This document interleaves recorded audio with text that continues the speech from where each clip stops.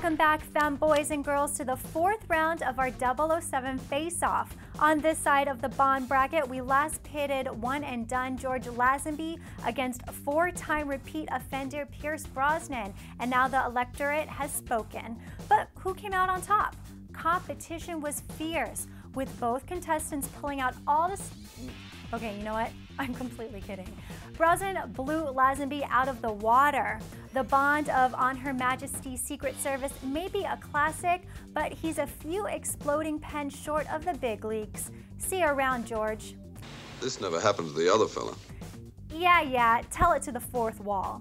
So, with Lazenby out of the running, Pierce Brosnan will move on to the next round and face off against the one, the only, the original Dr. Henry Jones.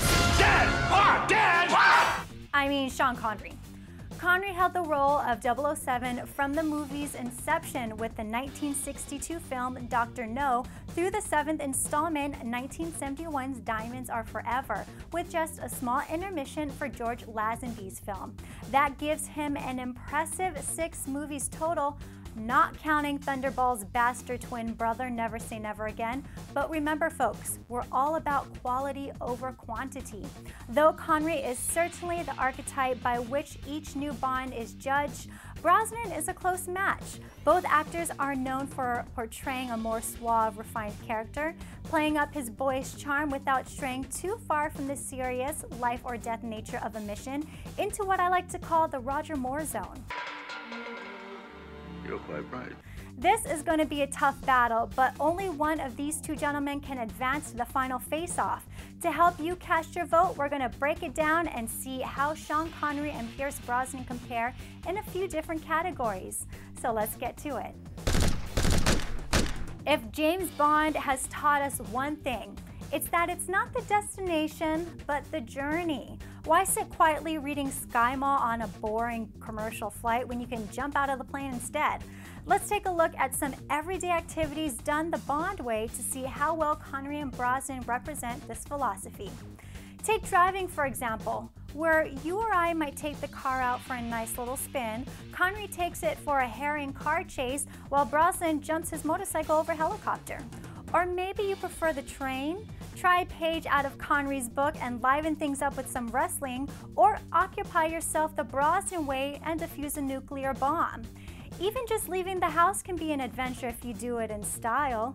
Connery uses a sweet jetpack, but nobody makes an exit quite like Brosnan and his tank. Both of these guys have some impressive stunts up their sleeves, but Brosnan definitely shows the greater enthusiasm. First point goes to Pierce. Though Bond is a workaholic, he always manages to enjoy his leisure time.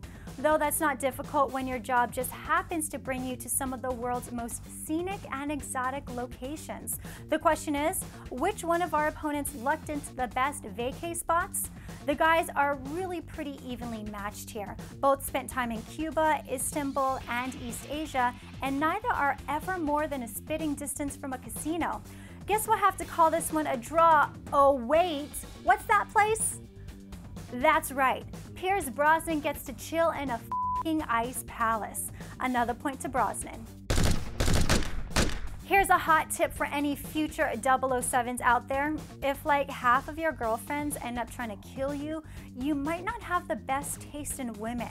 Specifically, you may have the same attraction to thinly veiled evil that no previous Bond has ever been able to overcome.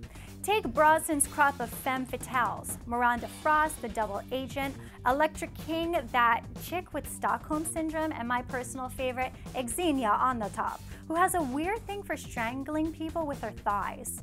Or shooting them, whatever gets them dead, really. Anyways, these aren't the girls you can bring home to have tea and crumpets with Mama Bond. But credit must be given to the man behind the social disorder, and Sean Connery was bedding lady criminals while Pierce Brosnan was still in diapers. Miss Taro, Fiona Volpa, and Helga Brandt. And who could forget Bambi and Thumper? Okay, he doesn't sleep with those last two, but one of them knees him in the groin, so I say close enough. 1 point for Connery.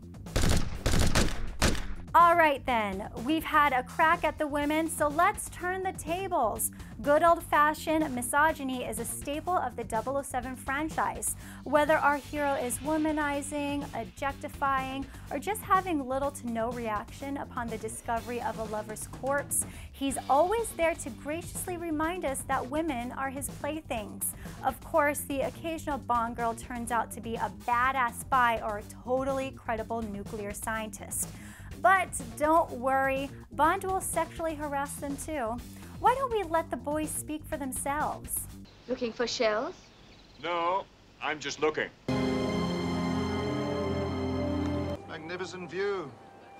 I've got you now. Well, enjoy yourself. On the top? On the top. Hi, I'm Plenty. But of course you are. I have to get it back, or somebody's gonna have my butt. First things first. Is there something we can do for you? I can think of several things. I take it Mr. Bond's been explaining his Big Bang Theory. Yeah, I think I got the thrust of it. Must you touch everything? Like to show me more? Was it something I said? How about the words, "I'll be right back"? And that'll about do it. I think we can all agree Brosnan stole the show with this round, and I'd gladly give him the point, but, well... Madame, I've come to offer my sincere condolences. Remember that little episode where Sean Connery told Barbara Walters he thinks slapping women is totally cool?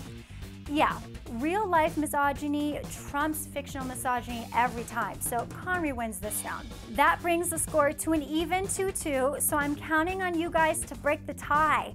Cast your votes down below in the comments or tweet us with the hashtag CMFF to make your voice heard.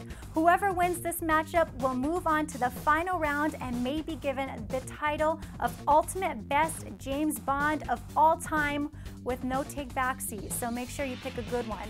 I'm your host, Asia Dang, saying thanks for watching Clever Movies.